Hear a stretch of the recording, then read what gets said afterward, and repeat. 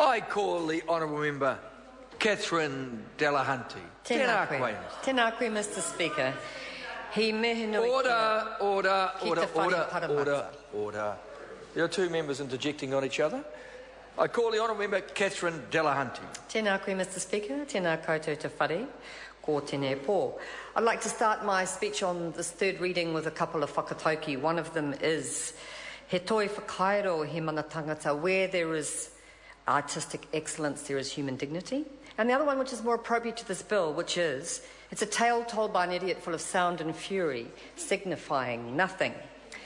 Mr Speaker, the Green Party is opposing the third reading of this bill with regret. We are passionate supporters of the arts and getting the best possible structure for the administration of arts funding and arts promotion.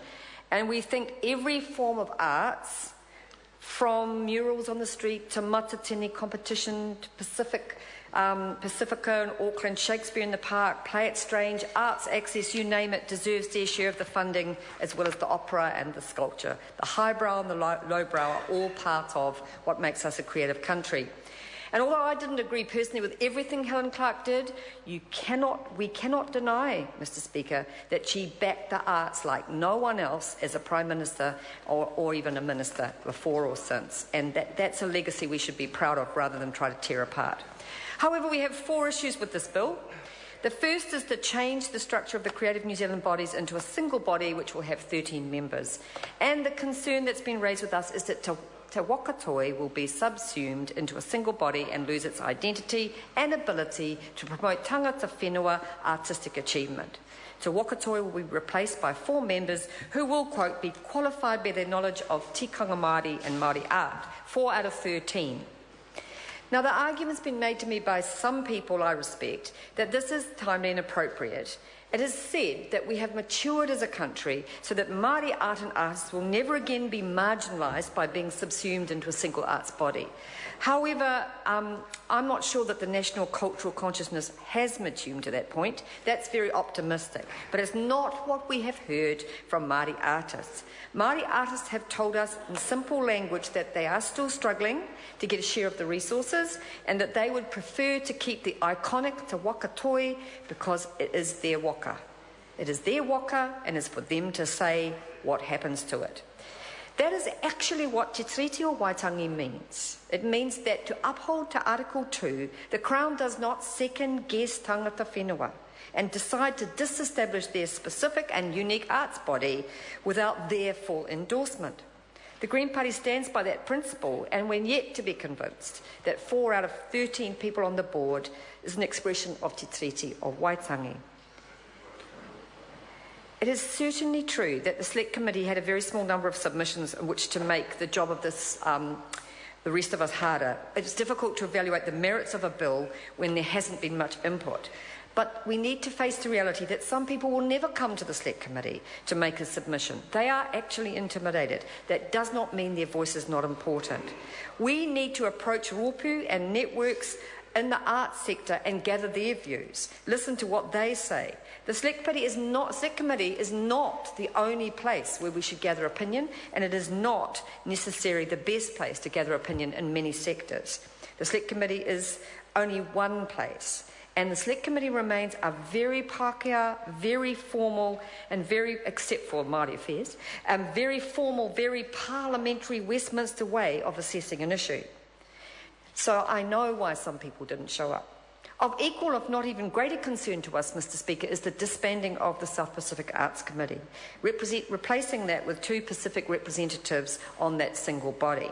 And these unfortunate 2 people are meant to represent the huge and be the advocates for the huge diversity of Pacific communities in Aotearoa, which includes Polynesians, Melanesians, Micronesians. And within each part of the Pacific, there are many different countries and ways of approaching art. And it's quite correct to assert a wide diversity within that label of Pacific Islander. And I'd like to pay tribute here to a great Pacific arts promoter who is also a great friend of mine who we lost less than 2 years ago, Mr Jim Viviari from Mangaia and Rarotonga, and to acknowledge all the struggle and legacy of curators like Jim, who in forging the Pacific arts identity always respected that diversity And I know that the preference of those arts leaders and curators was a clarity around the role of Pacific art and a particular resourcing of that and a value of a strong independent committee. If that is lost, some of the power to support the emerging Pacifica artists, as well as the well-known, because the emerging artists are the most vulnerable, of Te Moana Nui Ākiwa could be diluted and undermined. And there are also other migrant cultures that need to be provided for. So rather than subsuming everything into one group, we believe not so much in whether it's a tiered system, but in a double-hulled waka, where the waka is joined and everybody has their own place and they come together to discuss things, but they have their own committees if that is their choice. There are also, Mr. Speaker, real concerns from small communities and rural communities about what exactly is proposed for community arts providers. And like Grant Robertson and others, I have struggled to get clarity about what is the goal of these provisions. That they're really opaque and weird. It's the only way to explain them. And would appear to be a centralisation and an opening up of local arts funding to anybody in other parts of the country. And that is not going to help community arts. I'm putting a caveat on that because none of us could really get it clear what was being suggested for community arts providers, and that's going to be bad law. If we can't get it, and it's not clear to us, how the hell is the community going to understand it? The community arts, Mr. Speaker, are the seedbed of some of the great talents in Aotearoa, as well as playing a critical role in making smaller communities culturally vibrant. When a national talent like Bella Kalolo and her band showed up in my valley in the tiny Kauronga Hall last year, fresh from their appearance at Glastonbury, it was an amazing moment for us. And I felt the power of Creative New Zealand, who had helped such tours animate our small communities. When my partner started working on a community project with nationally renowned artist Michael Smithers in Thames, painting the footpath along by the sea, I had first-hand experience of the value of artists that work in community, as the community now comes by every day to check on what they're doing and to talk about it and to engage with it. This is very much about our small town expressing itself, and there are many volunteers. People aren't paid, but there are donated paints, and there is a need for some support for the management of it. But if art is alive in the reviving of our community, there does need to be local and specific community arts funding. Some wonderful people are trying to restore kapahaka in the Hauraki at the moment, but they're struggling to get cash for the most basic things. And I think the role of Te Wakatoi and others can be important for that. The problem that's been identified is community arts providers will not be able to ring-fence their funding for their local area alone.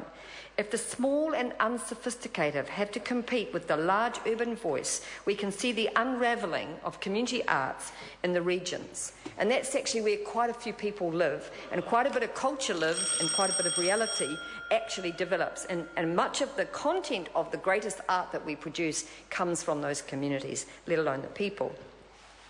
Now, the Minister, finally, the fourth point we were concerned about was his dismissive approach to 3-year strategic plans for the new Arts Council.